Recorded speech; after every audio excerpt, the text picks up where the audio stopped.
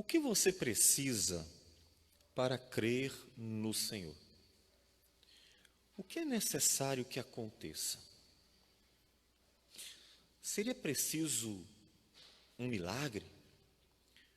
Seria preciso alguma coisa extraordinária para que você se sinta motivado a crer no Senhor, a entregar a sua vida, a crer que realmente a palavra dele é verdadeira e que tudo aquilo que ele nos fala, que ele promete, é real? Será que é necessário isso? Há uma crescente motivação, claro, alguns grupos mais, outros menos, por uma busca de, de coisas extraordinárias. Seria bom isso? Será que realmente podemos dizer que isso é uma demonstração de fé, essa necessidade por uma manifestação milagrosa, por exemplo? Para alguns, uma igreja fervorosa é uma igreja que tem uma série de manifestações sobrenaturais. Isso seria verdade? Será que uma igreja que não tem manifestações sobrenaturais, ela é menos fervorosa ou não é fervorosa? Então vamos pensar, e os mártires? Já ouviram falar nos mártires? Os mártires que viveram primeiro século, segundo século, terceiro século, até quarto século, eles precisavam de coisas extraordinárias. Nós vimos, lendo Atos dos Apóstolos, nós vemos Pedro sendo liberto da prisão, porque um anjo foi lá. Algo tremendo Deus fez. Mas nem sempre foi assim. Os mártires também desejaram que Deus os libertasse, mas nem sempre Deus fez isso.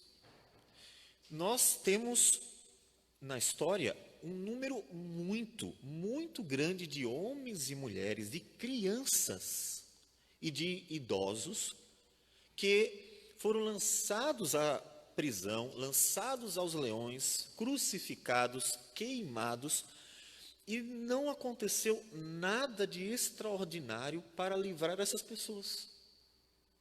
Muito pelo contrário, eles mostraram o tamanho da fé deles, eles mostraram o tamanho da confiança deles no Senhor, de quanto eles criam em Cristo e esperavam a vida eterna, exatamente estando dispostos a entregar a vida por Jesus. Eu poderia dizer, e acredito que não estaria errado, em afirmar que a fé deles se mostrou grandiosa exatamente em não ver Deus fazendo nada extraordinário. Eles não viram Deus fazer nada extraordinário. E mesmo assim, continuaram crendo. Continuaram crendo no Senhor. Não é exatamente o que o Senhor Jesus diz em João 20, 29? Bem-aventurados os que não viram e creram. Não seriam então esses que têm uma fé maior? A necessidade de uma presença constante de algo sobrenatural não mostraria exatamente uma fé menor? E ainda, a presença dessas coisas demonstra que, de fato, aquelas pessoas são fervorosas e crentes? Por exemplo, lá em Mateus 10, 5, versículo 5 e versículo 8, nos diz que Jesus chegou para os discípulos, e inclusive o Judas estava lá, Judas Iscariote, o traidor, estava lá, e disse para eles: olha, vocês devem ir, vão às aldeias, preguem o evangelho do reino, e ainda disse mais, que vocês estejam curando, expulsando demônios, fazendo aquilo que Jesus fez. Eles receberam autoridade. O mais curioso é que Judas estava no meio. Em hipótese alguma, nós poderíamos dizer que Judas não fez milagre, não expulsou o demônio, não curou. Não tem como dizer isso. Porque em nenhum lugar dos evangelhos há qualquer indício disso. Seria muito evidente que dos 12 apóstolos, 11 fizessem milagres e Judas não fizesse. 11 expulsasse demônios e Judas não expulsasse demônios. Seria uma coisa muito evidente. E os evangelhos não contam nada disso. Porque ele participou. Nele se aplica exatamente aquilo que Hebreus 6 diz. Ele viu os poderes vindouros. Ele presenciou essas maravilhas celestiais. Mas é exatamente quem vai trair. Ou, olhando numa perspectiva futura, quem traiu o Senhor Jesus. Então, como nós devemos viver a nossa fé?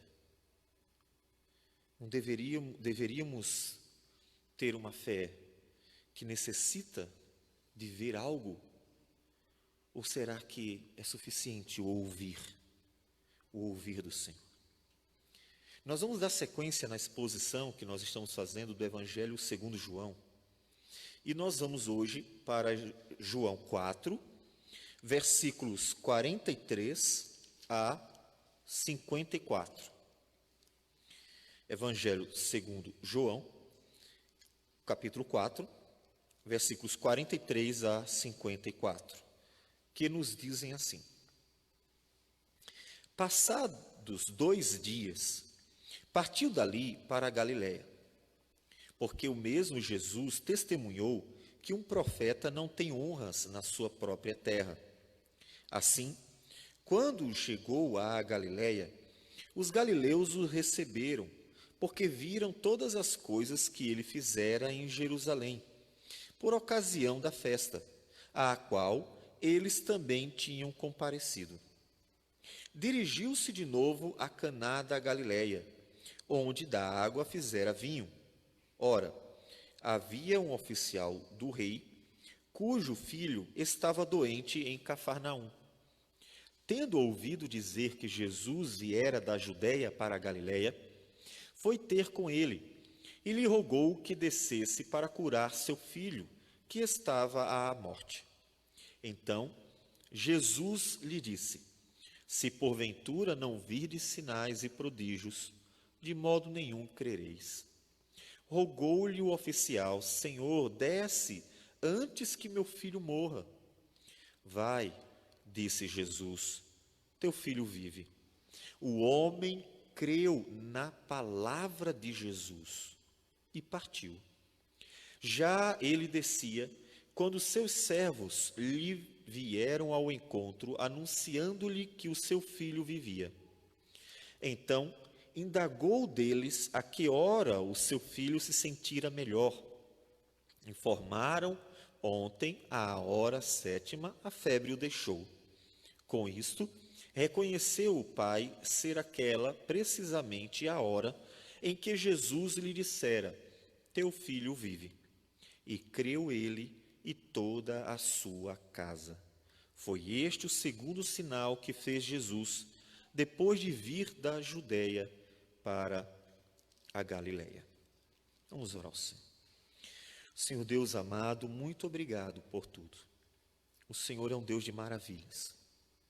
O Senhor operou a maior maravilha, a maior de todas as maravilhas que o Senhor já fez, entregando o teu Filho para nos salvar. A redenção é a maior maravilha do Senhor, porque não só operou em nós, dentro, mas fora também. Tanto transformou o nosso coração, regenerando, quanto, Senhor, mostrou o teu poder para vencer o pecado, o mundo e a morte. O Senhor derrotou os inimigos de nossa alma e nos deu a vitória. O Senhor, Deus em Cristo, pagou completamente a nossa dívida. E assim estamos justificados. Obrigado por isso. Ajude-nos, Senhor, a aplicar a Tua palavra ao coração, para que, por meio dela, nós possamos viver uma fé autêntica, fortalecida, uma fé, ó Deus, frutífera, que tenha vida, uma fé que não seja abalada por nada. Que o Senhor nos ajude, Deus, a entender e aplicar a tua palavra ao nosso coração. Receba a nossa oração. Tudo isso em nome do Senhor Jesus. Amém, Senhor. Amém. Esse texto é uma continuação natural daquilo que nós vimos em João 4, até o versículo 42. Inclusive, ele diz que passados 2 dias, são exatamente os 2 dias, que Jesus passou lá em Samaria, onde os samaritanos, na verdade, numa cidade, não exatamente Samaria, mas numa cidade samaritana, corrigindo, em que os samaritanos pediram que Jesus ficasse um pouco mais. O versículo 40 nos diz: vindo, pois, os samaritanos ter com Jesus, pediam-lhe que permanecesse com ele, e ficou ali 2 dias. Ou seja, exatamente após aqueles 2 dias, Jesus vai chegar à Galileia. E na Galileia, ele vai continuar a pregação da palavra, porque para isso foi que ele foi enviado, como ele nos diz no Evangelho segundo Marcos. E é nesse momento, quando ele está ali para anunciar a palavra, que vai aparecer um outro homem. Um homem que, na tradução, está como oficial do rei. Não é necessário que seja um oficial do rei, certo? Porque, na verdade, o termo seria homem da realeza. Um nobre. Alguém associado à nobreza, à realeza. Não necessariamente um oficial. Mesmo sem saber qual a posição, não dá para saber qual a ocupação daquele homem, era um homem que fazia parte daquele contexto. Veja que um pouco diferente do normal, porque Jesus estava cercado normalmente por pessoas mais simples, mais humildes. Há uma grande possibilidade, inclusive, que esse homem nem fosse judeu, fosse gentil. Jesus nem para a casa dele foi, talvez evitando exatamente a acusação dos fariseus, porque o judeu não podia entrar na casa de um gentil, de alguém que não fosse judeu, comungar com esta pessoa. É bem provável que ele fosse então um gentil e Jesus, por isso, o tratou daquela forma, mesmo que o atendesse, como nós veremos em seguida. Bom, é esse homem que vai parar o Senhor Jesus um pouco e vai mostrar uma fé que, como em outros momentos Jesus disse, nem em Israel se havia visto ainda. Mas antes disso, nós precisamos falar um pouco sobre o versículo 43 a 45. Observe que nos versículos iniciais, Jesus experimenta o desprezo do seu próprio povo. O texto diz que Jesus, versículo 44, testemunhou que um profeta não tem honras na sua própria terra. Ou seja, ele foi desprezado. Ele tinha estado na Judéia, nasceu em Belém, a sua família estava lá, mas ele foi desprezado. Mateus capítulo 2, versículo 1, nos fala sobre o nascimento dele. Tendo Jesus nascido em Belém da Judéia, a família estava por lá. Inclusive, por isso que os pais vão passar pelo censo, fazer o seu registro exatamente no local, na cidade, onde a família estava, por causa da questão do clã. E mesmo assim, sendo conhecidos, tendo familiares, uma cidade que não era grande, uma cidade pequena, Jesus simplesmente foi desprezado.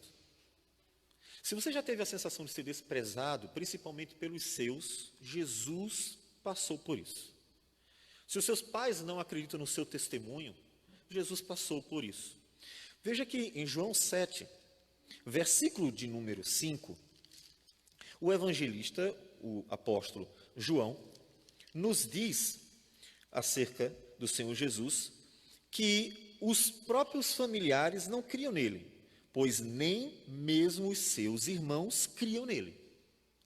Eles falavam, mas falavam de forma irônica. Eles não acreditavam que Jesus fosse o Messias, desprezado pela sua própria família. ainda que a mãe não tivesse feito isso, e não, mesmo não tendo uma compreensão exata de o que aconteceria. Ele foi desprezado. Mas o interessante é que, enquanto ele é desprezado pela sua família, outras pessoas vão crer. E nós vimos isso, inclusive, em versículos anteriores, como nós acabamos de mencionar. Os samaritanos creram. Pessoas que eram detestadas pelos judeus, desprezadas pelos judeus, creram no Filho de Deus, o Messias prometido, enquanto a família de Jesus e os judeus ortodoxos, os líderes, os doutores da lei, os sacerdotes, os fariseus, os escribas, aqueles que conheciam a Escritura e que estavam constantemente em contato com ela, não creram, desprezaram. É interessante que os evangelhos fazem essa contraposição de propósito, colocam frente a frente pessoas desprezadas como prostitutas, publicanos, samaritanos e gentios, inclusive, e colocam frente a frente com os judeus que se consideravam aqueles que detinham a salvação em detrimento de todos os outros e que se achavam justos, mas desprezavam os outros, como Jesus fala na parábola sobre o fariseu e o publicano. Outros creram, inclusive da Galileia. Vários creram, porque estiveram na Judéia e viram os sinais. Mas os que estavam na Judéia não creram no Senhor Jesus, que havia manifestado sua graça e seu poder. É exatamente tendo em vista isso que vai aparecer mais um homem, que provavelmente era um gentil, mesmo que o texto não nos diga, a gente não pode afirmar com certeza, e que, de forma improvável, vai crer no Senhor Jesus. Um homem da realeza procura o Senhor Jesus. Versículo 46, então, diz que ele estava em Caná da Galileia, e é ali que vai aparecer um homem em que tem o seu filho que está em Cafarnaum, à morte, e este homem vai aparecer para falar com o Senhor Jesus. Observe o primeiro ponto necessário. Versículo 47 nos diz: foi ter com ele e lhe rogou que descesse para curar seu filho que estava à morte. A riqueza não pode salvar, não pode curar nem a alma e nem o corpo de ninguém. A morte é a mesma para todos. A riqueza não livrou aquele menino da morte. O poder não livrou aquele menino da morte. Ele viu que o seu filho ia morrer. E aquele homem tinha condições financeiras para contratar médicos e provavelmente já havia feito isso. Lembre-se daquela mulher de fluxo de sangue, ela já havia gasto o seu dinheiro todo para tentar curar e nada resolveu. Ou seja, a condição, o status, o poder e o dinheiro que os homens tanto amam, que tanto buscam, que tanto almejam, que vendem a alma para ter, não resolve o problema. Claro que, primeiro, não resolve o da alma, mas nem mesmo do corpo. Porque no dia que tiver que chegar a morte, vai chegar do mesmo jeito. A morte vai chegar para o rico e vai chegar para o pobre. E aquele homem experimentou isso. Ele viu que o seu status, seu poder, seu dinheiro, não resolveu nada. Aquele homem percebeu que a ordem de valores, ela precisava ser revista. Inclusive isso nós aprendemos um pouco mais agora, nesse período do coronavírus. Eu achei muito interessante uma tabelinha em que quem projetou aquela tabelinha mostrava sobre a ordem de valores das coisas no período de isolamento. O carro caiu completamente, perdeu o valor completamente. Ninguém vai sair de carro, está todo mundo dentro de casa, então o carro não tem valor nenhum, o carro está na garagem parado. Mas, no entanto, outras coisas que costumavam ser desvalorizadas ganharam grande valor. Questões familiares, coisas pequenas como a própria higiene. Então, a ordem de valores precisa ser organizada. Ele viu isso. Como está a sua ordem de valores? O que tem sido importante para você? Observe que esse momento ele mostra isso. De repente você se preocupava tanto em ter isso, ter aquilo outro, em construir isso, construir aquilo outro.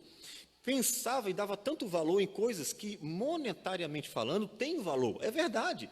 Uma casa tem valor, um carro tem valor, objetos têm valor.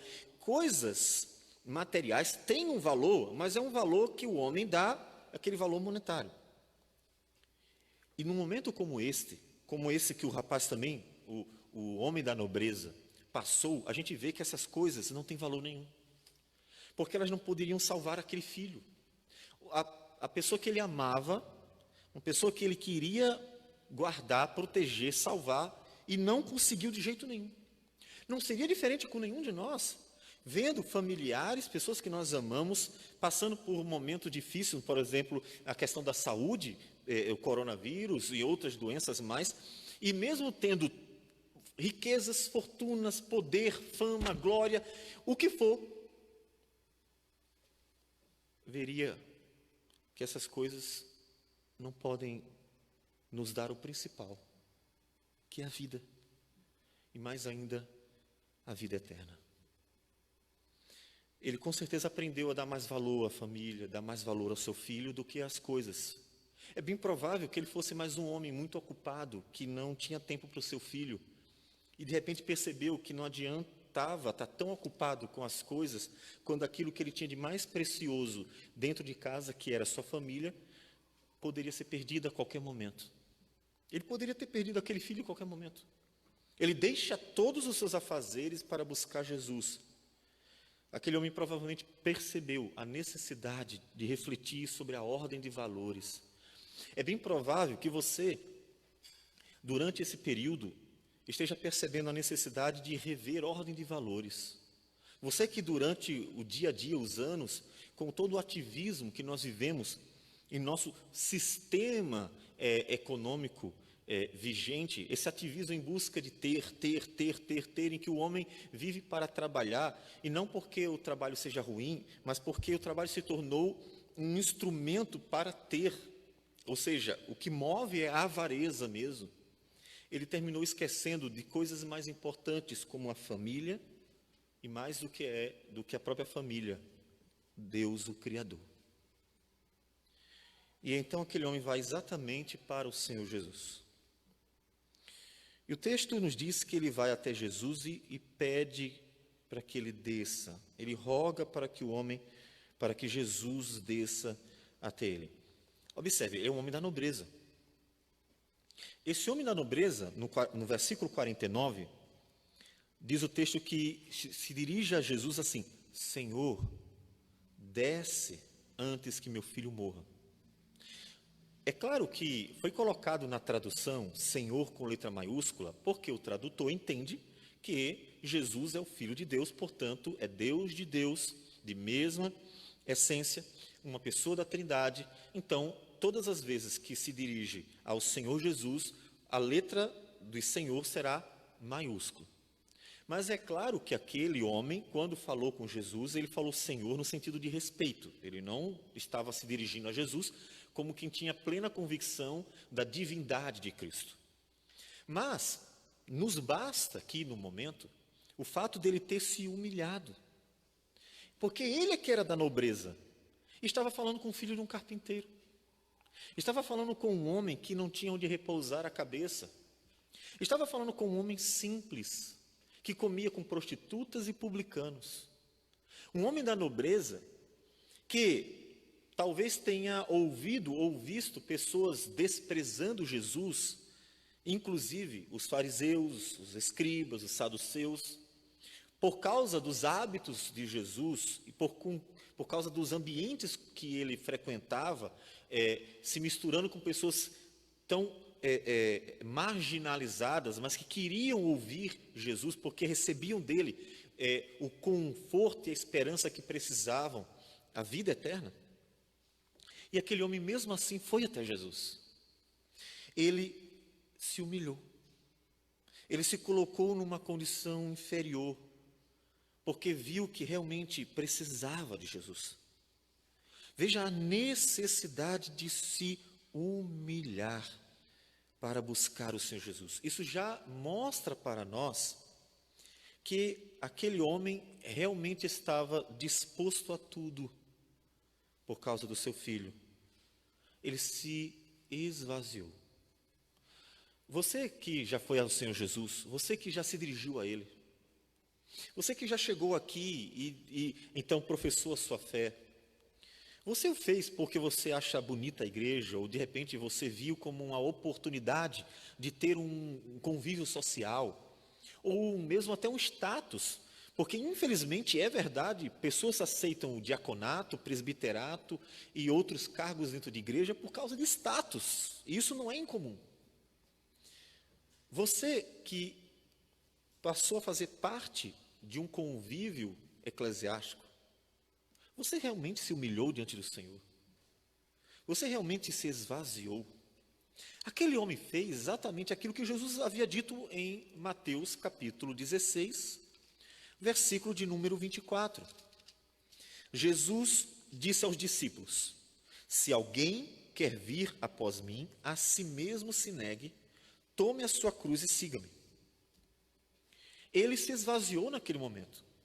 A sua condição não tomou a frente da sua necessidade de colocar diante de Cristo aquilo que ele precisava do Senhor Jesus. É necessário se esvaziar.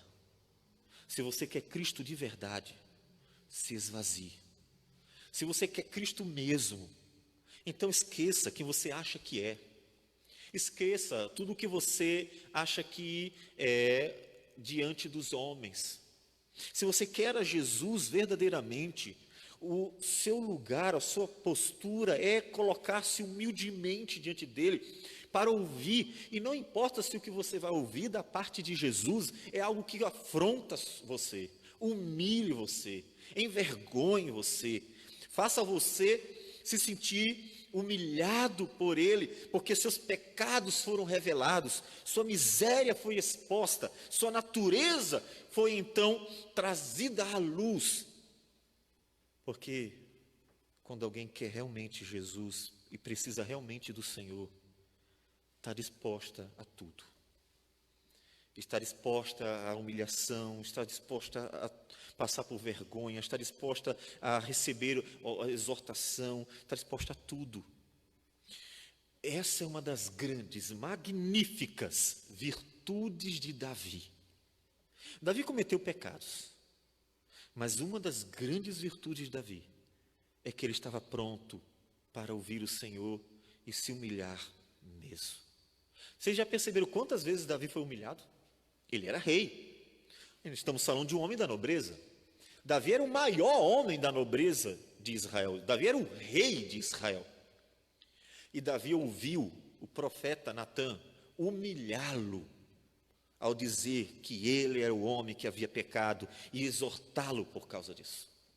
Davi aceitou, quando fugia de Absalão, as afrontas de Simei, que jogava pedra em Davi e xingava Davi.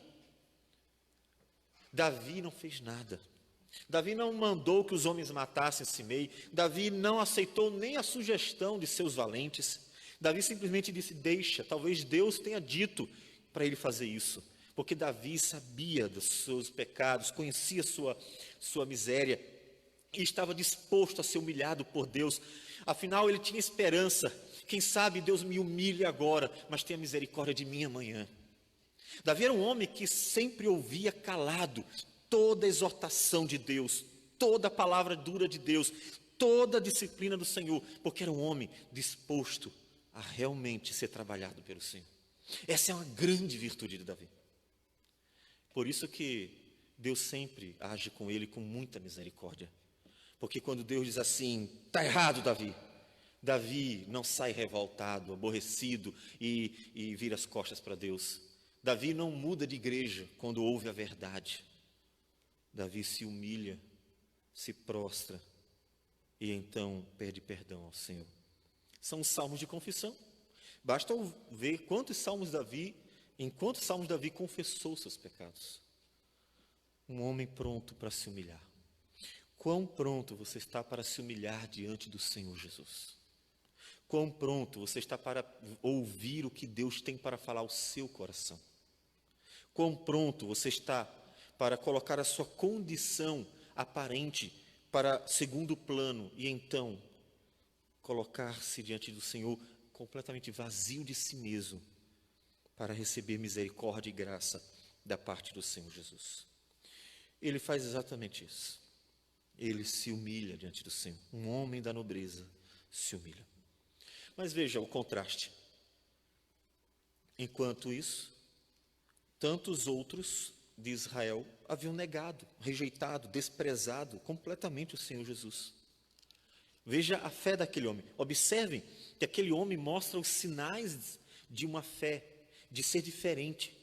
Porque enquanto os doutores da lei, os sacerdotes, os fariseus, os escribas, desprezaram Jesus por várias razões, ele se negou e aceitou uma condição inferior.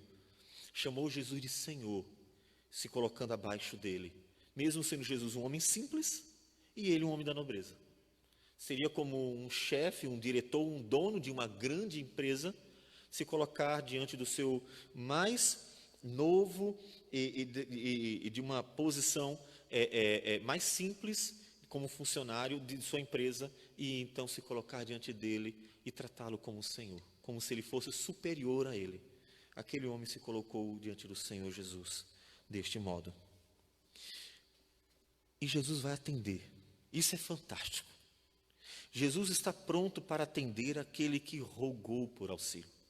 Observe que Jesus vai mostrar o amor ao próximo. Não há detalhes sobre a vida daquele homem. Como disse, não temos como estar especulando se ele era um homem judeu ou gentil, se ele era um homem que era íntegro ou não, como era a vida dele. Não sabemos. Apenas sugerimos. Mas Jesus mesmo assim o atende. Aquele homem é atendido pelo Senhor. Aquele homem não é desprezado, como Jesus foi desprezado. Veja que enquanto sua família, os judeus ortodoxos, os grandes de Israel desprezaram Jesus, Jesus, quando vê um homem precisando dele, ele o atende.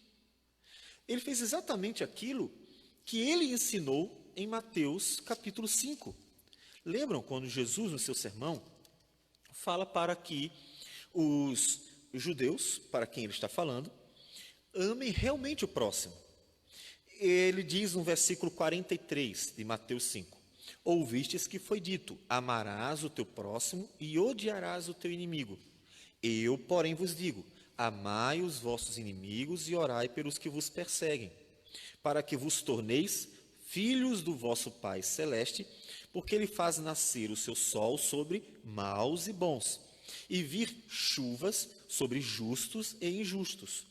Porque se amardes os que vos amam, que recompensa tendes?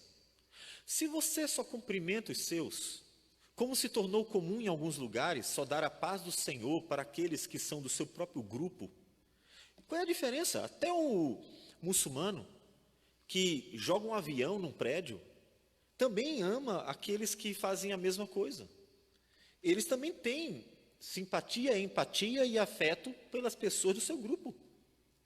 Qual é a diferença? O cristão perseguir os que não concordam com ele e um terrorista perseguir os que não são da sua mesma religião, não são do seu mesmo país.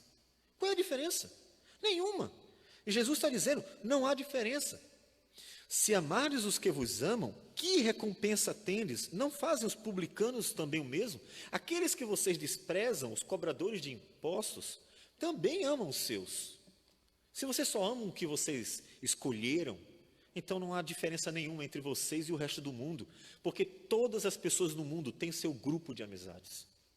Todas as pessoas do mundo têm elos mais fortes. Todas as pessoas do mundo têm um grupo com o qual se relaciona mais. Isso é normal. Jesus está dizendo, mas vocês, como povo de Deus, não tem que ser diferente, não pode ser igual, não pode agir do mesmo jeito. Vocês têm que amar aqueles que não fazem parte do grupo de vocês, que não concordam com vocês, que se opõem até a vocês. Versículo 47. E se saudardes somente os vossos irmãos, que fazeis demais? Não fazem os gentios também o mesmo? Se vocês só privilegiam e beneficiam aqueles com os quais andam ou concordam, eles também fazem o mesmo. O mundo faz o mesmo. Então, Jesus, que ensinou a amar o próximo, está acolhendo um homem necessitado da realeza que provavelmente não deu bola para o Senhor Jesus antes, mas que naquele momento precisava do Senhor. E Jesus vai lá e socorre mesmo. O homem se humilhou diante do Senhor. Jesus viu então que ele realmente precisava, que ele realmente estava disposto, e então se dispõe a atender. Então Jesus lhe disse: se porventura não virdes sinais e prodígios, de modo nenhum crereis.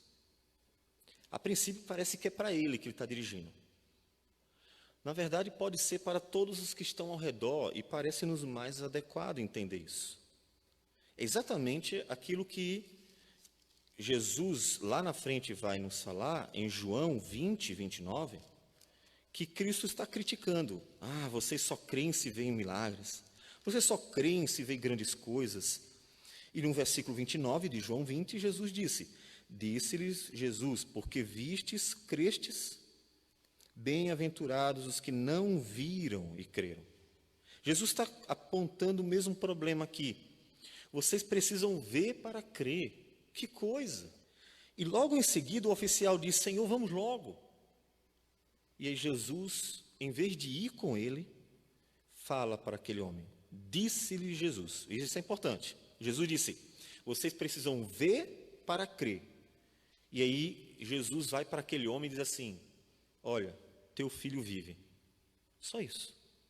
Por isso que o versículo 48 seria melhor entendido como Jesus dirigindo-se para a multidão ao redor e não para o homem. Porque o texto nos mostra o contraste entre os judeus que precisavam ver para crer e aquele homem da nobreza que não precisou ver para crer. Por quê? O versículo 50 ele diz assim: o homem creu na palavra de Jesus. Ele creu em quê? Ele creu por ter visto o milagre? Ele creu porque viu um sinal? Ele creu porque viu alguma coisa? Não. Ele creu na palavra. No simples fato de Jesus ter dito, ele creu. Percebe o contraste? Jesus diz para a multidão: vocês precisam ver para crer. E aquele homem, ao escutar Jesus dizendo: vá em paz, teu filho está vivo, ele simplesmente crê. Ele crê e parte para casa. E sai. Ele não ficou lá, tem certeza? Ele simplesmente sai. O texto diz que ele creu. Não foi necessário nada extraordinário. Como está a sua fé? Cristo criticou uma fé guiada pelo que vê, uma fé guiada simplesmente pela necessidade de estar vendo manifestações. Estou doente, se Jesus não me curar, então o coração esfria. Estou com problemas, se Deus não mandar a solução, então o coração esfria. Estou com alguma necessidade, se Deus não manifestar algo sobrenatural, então o coração esfria. Quantas pessoas em nossos dias, alimentadas por essa aparente necessidade de ter milagres e sinais miraculosos acontecendo dentro da igreja, vivem à procura dessas coisas, indo de igreja em igreja para ver se algum profeta ali no meio poderá fazer um milagre para que ela alimente a sua fé, como se essas coisas fossem uma demonstração de uma fé fervorosa, quando na verdade é o oposto. Os judeus precisavam de sinais para crer. E aquele homem, que a gente não sabe de onde veio, simplesmente creu na palavra do Senhor. Quem tem mais fé aqui? Um judeu que procura sinais o tempo todo? Ou um homem que basta ouvir a palavra de Jesus e simplesmente crer nessa palavra? Olha a fé deste homem. A sua fé tem que ser como a fé deste homem. A sua fé tem que ser como uma fé de alguém que realmente se dá por satisfeito em ouvir a palavra do Senhor. como foi a fé dos mártires, como foi a fé de homens e mulheres de toda a história cristã. Homens e mulheres que creram na palavra do Senhor, mesmo sem ter visto uma só vez, nunca, um milagre só da parte de Deus, além do milagre da nova vida, além do milagre de um coração novo, além do milagre de uma vida que desperta para crer, amar e viver para o Senhor Jesus. Jesus critica aqueles que buscam milagres, porque isso não é uma expressão de fé forte, fortalecida, mas uma expressão de uma fé frágil e carente de ver para crer. Precisa de alguma coisa? Não deveria.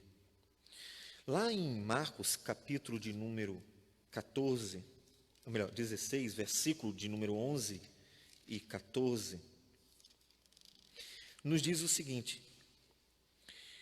as mulheres haviam visto a ressurreição de Cristo, haviam encontrado com o Senhor Jesus, haviam ido ao túmulo, ele não estava, as mulheres haviam presenciado, testemunhado a ressurreição. Então diz o versículo 11 que elas, tendo contado para os discípulos, estes ouvindo que ele vivia e que fora visto por elas, não acreditaram. Aqueles que seriam testemunhas de Jesus, apóstolos, não acreditaram no testemunho das mulheres. Que absurdo, não é? O que é que acontece? Versículo 14 diz: finalmente apareceu Jesus aos 11, quando estavam à mesa, e censurou-lhes a incredulidade e dureza de coração, porque não deram crédito aos que o tinham visto já ressuscitado. Eles fizeram exatamente aquilo que os outros, quando eles começassem a pregar, não deveriam fazer. E Jesus então adverte que as pessoas deveriam crer pelo ouvir. Todos nós queremos que as igrejas, verdadeira igreja do Senhor Jesus, cresça. E por causa disso, muitos são motivados a tentar colaborar com o crescimento da igreja, facilitando a entrada das pessoas. Jesus disse que o simplesmente pregar a palavra, ele mostrou isso, que o simplesmente pregar a palavra deveria ser suficiente para a igreja. O que você deveria fazer para que as pessoas viessem para cá? O que você deveria fazer para que pessoas se convertessem ao Senhor, para que pessoas se entregassem ao Senhor? O que nós deveríamos fazer? Pregue. Porque aqueles que o Senhor realmente contemplar graciosamente com a fé, vão ouvir a palavra de Jesus e vão crer como este homem. E vão crer como os discípulos deveriam no início ter crido. Porque isso deveria ser considerado suficiente. Bem-aventurados que não viram e creram. Ou seja, aqueles que nunca viram um só milagre na sua vida, mas mesmo assim creram no Senhor, mesmo assim perseveraram no Senhor, são muito mais felizes do que aqueles que viram grandes milagres e sentiram necessidade de estar sempre vendo alguma coisa para poder cultivar, manter, preservar a sua fé. Um dia Cristo foi assunto aos céus, deixou os discípulos, e eles precisavam estar prontos para simplesmente crer na sua palavra, como nós precisamos. Como está a maturidade da sua fé? Está como a daquele homem que simplesmente ouviu a palavra do Senhor e creu? Veja que isso vai adiante. No versículo de número 53, voltando para João 4, nos diz o texto que com isto reconheceu o Pai ser aquela precisamente a hora em que Jesus lhe dissera: teu filho vive. Ele perguntou que horas o menino tinha melhorado e, quando dissera a hora, ele associou que foi exatamente a hora que Jesus havia dito. Foi confirmada a palavra do Senhor Jesus, uma confirmação da palavra de Jesus. O que ele faz quando ele chega em casa? Ele testemunha, ele diz: eu fui até o Senhor Jesus, aconteceu assim, assim, assim, tanto é que nós sabemos, hoje nós sabemos exatamente o que aconteceu, porque esse homem testemunhou. E então, ele contou que Jesus disse para ele, em tal hora, que o filho dele vivia. Ele creu e foi para casa. E quando chegou em casa, encontrou seu filho bem. A febre o havia deixado. Quando ele testemunha para sua família aquilo que ele presenciou, aquilo que ele experimentou com o Senhor Jesus, o texto diz que creu ele e toda a sua casa. Ainda que a família tenha visto o sinal porque o menino havia ficado bom, mas ela não viu Jesus curando. Ela viu um menino bom, mas poderia atribuir a cura do menino a vários fatores. De repente, a um procedimento médico que de repente fez efeito e agora ele estava bem. Poderiam atribuir a outros deuses, afinal das contas, não sabemos se o homem era judeu ou gentil. Poderiam atribuir a muitas outras causas. A família simplesmente creu que foi realmente Jesus quem curou. Sem ter visto Jesus indo lá, sem ter visto Jesus pegando no menino, sem ter visto Jesus falando, sem ter presenciado nada disso.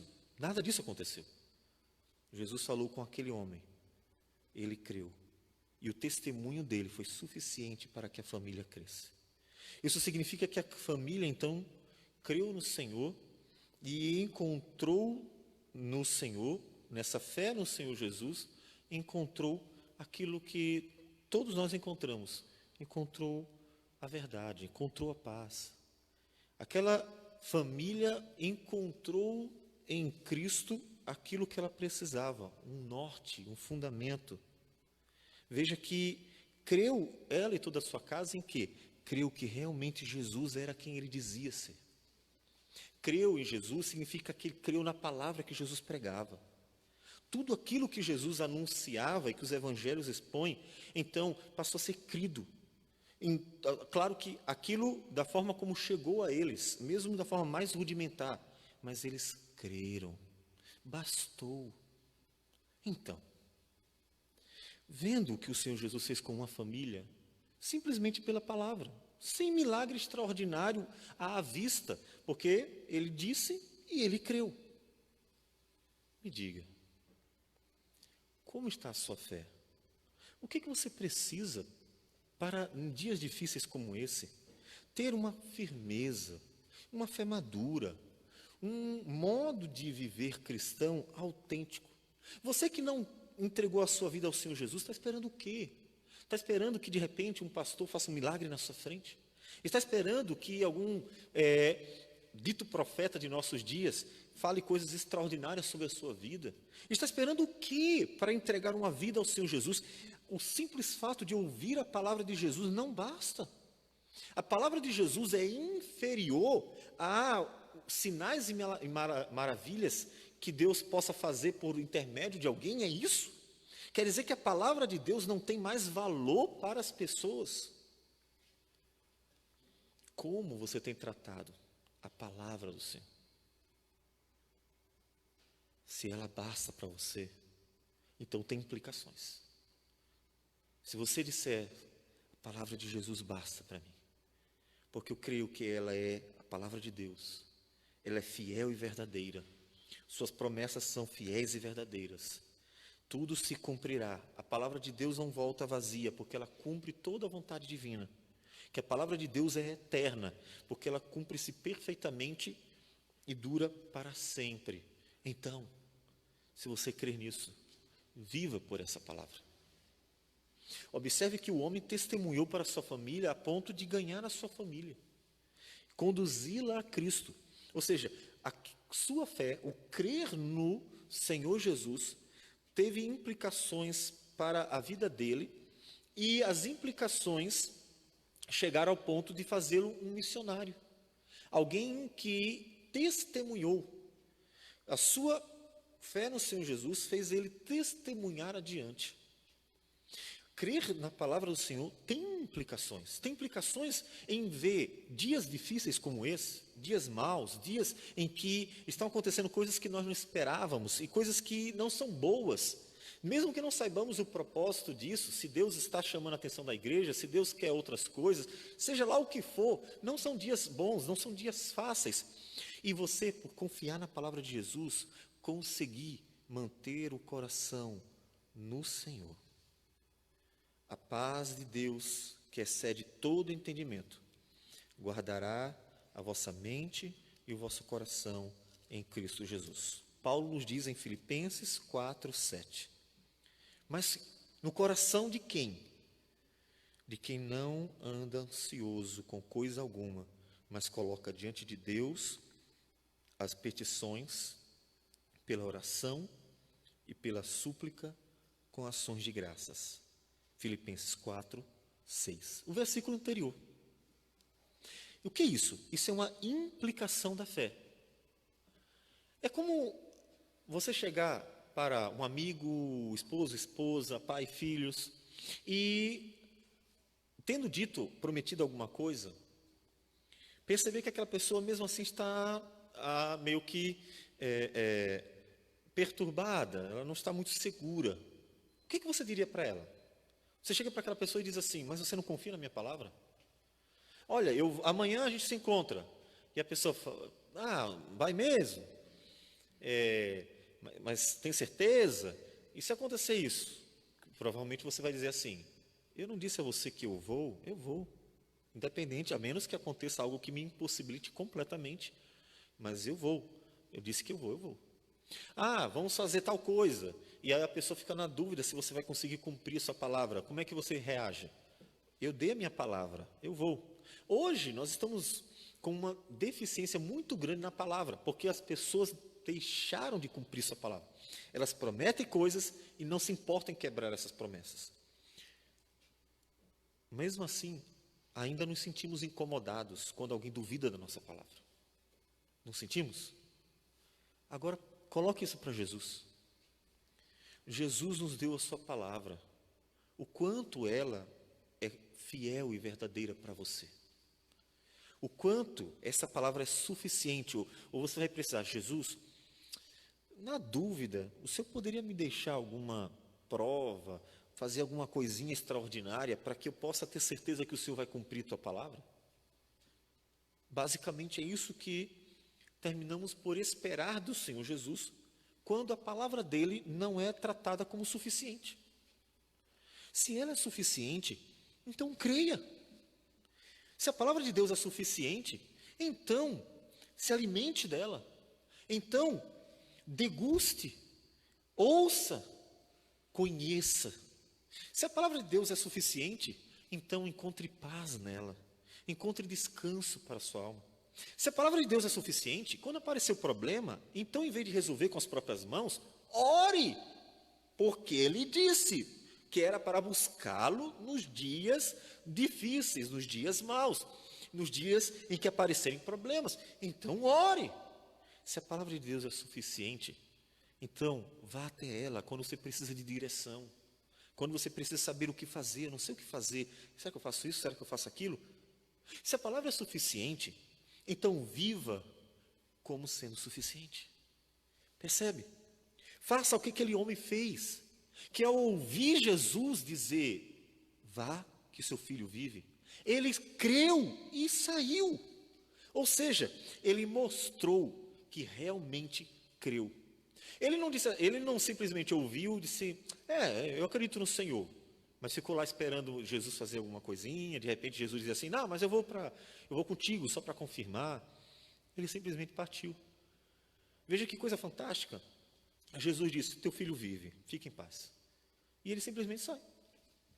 Agradece, provavelmente, e sai. Ou seja, ele demonstrou tão naturalmente que creu no Senhor, na palavra dele, que ele foi lá. É isso que Jesus quer do seu povo. É isso. Tanto é que há em Mateus, Lucas, alguns exemplos de pessoas que não eram dos judeus. Aquela mulher Cirofenícia, nós temos o centurião, algumas pessoas que, quando mostraram uma fé, ou seja, creram verdadeiramente na palavra de Jesus, Jesus comparou, não vi essa fé nem em Israel. É isso que ele quer, que creiam sem precisar ver. Bem-aventurados que não viram e creram. E quais são essas promessas? Todas aquelas que nós temos acesso. A promessa de que Jesus vai voltar, e isso faz com que eu viva como se ele fosse voltar qualquer dia. A promessa de que o Jesus vai me dar vida eterna. Observe que essa promessa me leva a uma conclusão, aplicação. Tudo isso é aplicação. Colossenses capítulo de número 3, é uma aplicação de eu crer nessa promessa de que Jesus vai voltar e que ele vai me dar vida eterna. Colossenses 3:1. Portanto, se fostes ressuscitados juntamente com Cristo, buscai as coisas lá do alto, onde Cristo vive, assentado à direita de Deus. Eu estou esperando tanto Jesus voltar, que eu estou buscando as coisas celestiais, as coisas de Cristo, vivendo para Cristo, e não apenas seguindo pelos olhos, pela vista, as coisas que o homem pode desejar, que o mundo pode oferecer. São implicações de verdadeiramente ter crido na palavra do Senhor. Creia que o Senhor é o Deus de tudo, tudo. É o Deus da política, da economia e da saúde.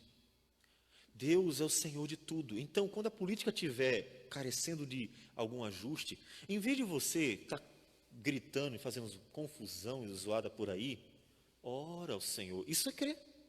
Eu creio que Deus é soberano. Então, haja como tal. Tem sido comum, e a gente tem visto a banalização da doutrina da soberania, que ela não tem sido aplicada na vida das pessoas, de tal maneira que a mesma pessoa que diz que Deus é soberano sobre todas as coisas, e é um calvinista roxo, é a mesma pessoa que, quando há necessidades de qualquer natureza, está fazendo um jeitinho, o jeitinho brasileiro, a politicagem, é a mesma pessoa que está batendo panela, é a mesma pessoa que está fazendo confusão, é a mesma pessoa que está fazendo o que todo mundo faz. Então, qual é a diferença? Qual é a diferença que faz saber que Deus é soberano sobre tudo e sobre todos? Se no final das contas a sua reação é igual a de qualquer um, em vez de fazer o que Daniel fez quando estava debaixo do império babilônico, diante de um imperador arrogante, que era Nabucodonosor. Ele orava 3 vezes ao dia e colocava diante de Deus a vida do imperador, a vida dele, pedia que Deus o livrasse do mal. Daniel não saiu fazendo greve, nem correndo, ainda que não fosse possível, é claro. Daniel não tentou resolver problemas que só Deus poderia resolver. E até mesmo aqueles que, porventura, ele pudesse, ele sempre colocava diante do Senhor, como tantos outros. O próprio Davi, como nós mencionamos, quando Simei apareceu, ofendendo, jogando pedra, xingando Davi, Davi poderia ter dito, mata aquele homem ali, está me perturbando. O que ele fez? Deixa. E deixou que Deus tomasse conta. Ele poderia ter resolvido, mas ele entregou nas mãos do Senhor, para que Deus fizesse a vontade dele. Isso é crer na palavra do Senhor Jesus. Faz uma grande diferença quando a palavra do Senhor Jesus é realmente crida. Ela é aplicada. Ela é aplicada à sua vida na família, ela é aplicada à sua vida no trabalho, é aplicada à sua vida nos estudos, é aplicada à sua vida no meio da igreja, ela é aplicada na sua vida nos relacionamentos em geral. Ela é aplicada quando estamos passando por problemas, quando nós estamos passando por necessidades, quando nós vemos o terror, como muitos cristãos estão vendo terror em países em que o cristianismo não é permitido. E eles louvam, e eles esperam, e eles oram para que Deus os ajude. É isso que o cristão deve fazer, aplicar o simples fato de crer. Eu creio na palavra de Jesus, então eu entrego tudo na mão de Jesus, como Ele me pediu, como Ele me ordenou, como Ele disse, como Ele falou. Eu coloco tudo na mão de Jesus. Então, seu coração está diante do Senhor? vazio de si mesmo para ser enchido do Senhor? A sua fé está madura, está bem alicerçada para resistir dias difíceis? Esses dias difíceis são muito pequenos comparados do que cristãos estão passando em alguns lugares e já passaram na história da igreja. São pequeniníssimos. Talvez apenas um teste para ver quem está bem e quem não está. Quem é capaz de perder tudo por amor a Jesus? Deixar casa, deixar carro, deixar até família, porque simplesmente é preciso glorificar a Jesus com a vida ou com a morte. Para saber quem está pronto para glorificar a Jesus com o seu ser. Talvez seja só um teste. Então, seja aprovado nesse teste. Esteja pronto para realmente viver uma fé legítima, autêntica, que espera e confia no Senhor. Vá para casa e viva uma vida de oração. Não importa o que está passando, coloca diante do Senhor. Vá para casa e então se coloque diante de Jesus e ouça Ele falar, por crer nele. Eu creio tanto em Jesus que eu quero que Ele me fale o tempo todo, eu quero ouvi-lo, eu quero ouvir Ele falando. E então, aquiete o seu coração nele, como aquele homem aquietou, confiando nas promessas de Jesus, porque tudo o que Ele prometeu, Ele cumpre.